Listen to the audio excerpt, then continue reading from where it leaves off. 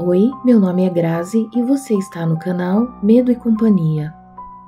Muitos acreditam que o desaparecimento de Agatha Christie foi apenas um colapso emocional causado pelo divórcio iminente.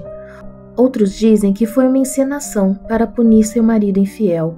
Mas há lacunas inexplicáveis nessa história, detalhes que nunca se encaixaram. Por que ela escolheu exatamente o nome de Teresa Neal, a amante de Archibald? Como conseguiu chegar até Harrogate sem que ninguém a visse no caminho? E principalmente, por que nunca falou sobre esses 11 dias, nem mesmo em sua autobiografia? Talvez Agatha tenha realmente fugido para se esconder do mundo, mas se na verdade o mundo a tivesse perdido? Se naquela noite, ao seguir uma estrada que não deveria existir, ela tivesse cruzado a fronteira para um lugar esquecido no tempo? O sombral pode não ser apenas um delírio, pode ser um espaço entre realidades, um mistério que apenas a maior escritora de mistério de todos os tempos conseguiu decifrar. E talvez ao voltar, ela tenha trazido consigo fragmentos daquele outro lado, escondidos em suas histórias, disfarçados em seus romances, deixando pistas sutis para aqueles que possam procurar. E você? O que acredita que aconteceu com Agatha Christie? O desaparecimento de Agatha Christie, um mistério do sombral? 6 de dezembro de 1926. O frio daquela noite cortava como uma lâmina e a névoa espessa cobria as estradas sinuosas de Berkshire, na Inglaterra. O ar estava pesado, denso, como se carregasse algo invisível. No volante do seu Morris Cowley verde, Agatha Christie dirigia sem rumo. Seus pensamentos giravam um turbilhão de emoções que a impediam de pensar com clareza. Desde a discussão com Archibald, seu marido infiel, tudo dela parecia se desfazer. Ele queria o divórcio. Não era surpresa, ela já sentia isso há meses. O afastamento, os olhares desviados, as desculpas mal dadas. Mas, ouvir da boca dele que estava apaixonado por outra mulher, que queria se casar com Teresa Neal, foi um golpe mais cruel do que qualquer coisa que ela pudesse imaginar. Ela não sabia para onde estava indo. A estrada estava deserta. As luzes dos postes pareciam mais fracas, como se a eletricidade estivesse falhando. A lua, antes visível no céu claro, agora se escondia atrás de nuvens grossas e opacas. Foi quando percebeu que não reconhecia mais a estrada. Ela havia passado por aquele caminho inúmeras vezes, mas agora ele parecia mais longo, mais escuro, e então viu a placa. Sombral, 3 milhas. Sombral? Ela franziu o senho. Nunca ouvira falar de nenhuma cidade com esse nome na Inglaterra. Não havia lido sobre isso em nenhum mapa, mas a placa parecia antiga, quase gasta pelo tempo, como se estivesse ali há décadas. O frio dentro do carro aumentou. Ela sentiu um arrepio, um aviso mudo que dizia: não continue, mas ela continuou. O caminho se tornou mais estreito, as árvores ao redor crescendo de forma caótica, como se tentassem se dobrar sobre a estrada. Seus galhos retorcidos lembravam braços esqueléticos, sombras alongadas que pareciam se mexer sempre que ela piscava. Os pneus deslizaram sobre asfalto úmido. O cheiro de terra molhada e vegetação encharcada encheu o ar. Mas havia algo a mais, algo errado. Era um cheiro estranho, um odor que lembrava metal oxidado, madeira apodrecida e carne velha. Então, os faróis do Morris Cowley começaram a piscar. Um estalo seco ecoou dentro do carro. O rádio ligou sozinho, chiando em estática. E então, no meio da estrada, alguém estava parado. Agatha arregalou os olhos e pisou no freio. O carro derrapou e parou a poucos metros da figura imóvel. Era uma silhueta alta, magra demais, envolta em um manto escuro que ondulava como se fosse feito de fumaça. Seu rosto era apenas uma sombra disforme, como se a luz se recusasse a tocá-lo. O ser levantou uma das mãos e apontou diretamente para ela. O tempo parou. O motor do carro morreu sozinho. O rádio, antes estático, agora murmurava palavras incompreensíveis. Um sussurro lento, distorcido, vindo de todas as direções. Os faróis do carro apagaram e então tudo desapareceu. Quando Agatha abriu os olhos, não estava mais no carro, não estava mais na estrada, não sabia onde estava. A escuridão era profunda, como se o céu tivesse sido apagado. O ar ao seu redor parecia denso, como se estivesse submersa em um líquido invisível. Ela estava em uma cidade, mas não era Londres, nem qualquer outra cidade que conhecia. As ruas eram feitas de um material negro e brilhante, refletindo apenas distorções de seu próprio rosto.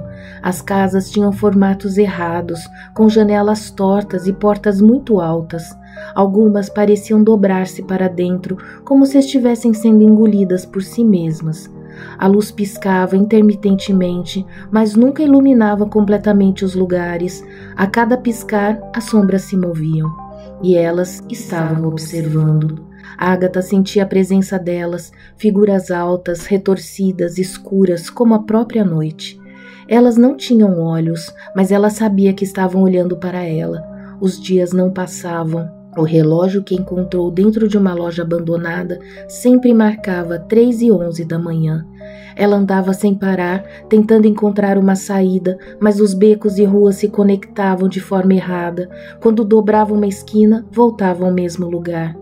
Ela começou a ouvir seu próprio nome sendo sussurrado. Agatha, Agatha. O som vinha de todas as direções, mas nunca havia ninguém lá, até que, certa noite, ela viu uma porta.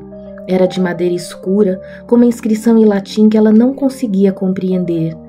Mas antes que pudesse lê-la direito, as sombras avançaram.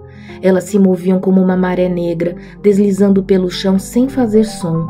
Mãos pálidas começaram a se esticar para ela, dedos longos e finos tentando agarrá-la. Ela correu, e correu, e correu, até que atravessou a porta. Em 14 de dezembro, um hóspede do hotel Hydropathic, em Harrogate, reconheceu uma mulher que se parecia muito com Agatha Christie. Ela estava hospedada sob o nome de Teresa Neal, o sobrenome da amante de seu marido. Quando a polícia chegou, encontrou Agatha tranquila, como se nada tivesse acontecido. Ela parecia confusa, não lembrava de ter se registrado naquele hotel e não lembrava de nada. Pelo menos era isso que ela dizia. Mas quem a viu naquela noite percebeu algo estranho. Seus olhos, antes brilhantes, agora pareciam vazios, como se uma parte dela ainda estivesse presa em um outro lugar. Ela voltou à sua vida. Continuou escrevendo, criou histórias incríveis, mistérios sombrios, narrativas que desafiavam a lógica. Mas às vezes, muito raramente, Agatha acordava no meio da noite com uma sensação terrível, a sensação de que alguém a observava do outro lado do espelho, a sensação que ela nunca saiu do sombral completamente. E todas as noites, exatamente às 3h11 da manhã, ela se perguntava: e se ainda for minha vez? Agora, qual é a história que contam sobre o desaparecimento de Agatha Christie? Era 6 de dezembro de 1926. A noite estava fria em Berkshire, Inglaterra, e uma névoa espessa pairava sobre as estradas sinuosas. No volante do seu Morris Kohler verde, Agatha Christie dirigia sem rumo. Seus pensamentos estavam embaralhados, seu coração pesado. Mais cedo naquele dia, ela havia discutido com seu marido, Archibald Christie. Ele queria o divórcio para se casar com outra mulher. A dor era insuportável. O mundo que ela tão brilhantemente transformava em mistérios nos livros agora parecia um enigma no qual não conseguia escapar. Horas depois, o carro foi encontrado abandonado perto de um lago, com os faróis ainda acesos. Dentro estavam suas roupas, carteira, mas nenhum sinal de Agatha. Foram 11 dias de mistério. O sumiço da famosa escritora logo se tornou um escândalo. A polícia iniciou as buscas massivas. Cães farejadores, helicópteros, centenas de voluntários vasculhavam florestas, rios e estradas. Até Arthur Conan Doyle, criador de Sherlock Holmes, tentou ajudar, levando uma luva de Agatha a uma médium para tentar uma pista sobrenatural. Nada. Teorias começaram a circular nos jornais. Suicídio? O abandono do próprio carro em um lago sugeria que ela poderia ter tirado a própria vida, mas não havia corpo. Assassinato? Teria seu marido tido alguma coisa a ver com o sumiço? O público o via com desconfiança. Estratégia de marketing? Alguns especulavam que tudo era uma farsa para promover seu próximo livro, mas a família dela negava. Perda de memória? E se ela tivesse esquecido quem era? Mas então, no 11º dia, uma pista chocante apareceu. Em 14 de dezembro, um hóspede do Hotel Hydropathic, em Harrogate, reconheceu uma mulher que se parecia muito com Agatha Christie. Ela estava hospedada sob o nome de Teresa Neal, sobrenome da amante de seu marido. Quando a polícia chegou, encontrou Agatha tranquila, como se nada tivesse acontecido. Ela parecia surpresa com toda a comoção. Dizia não lembrar de nada. Até hoje, ninguém sabe exatamente o que aconteceu nesses 11 dias. Agatha nunca explicou seu desaparecimento. Muitos acreditavam que ela teve um colapso nervoso, causado pelo estresse emocional e pelo divórcio. Outros diziam que foi um ato de vingança para humilhar Archibald e fazer senti-lo sua perda.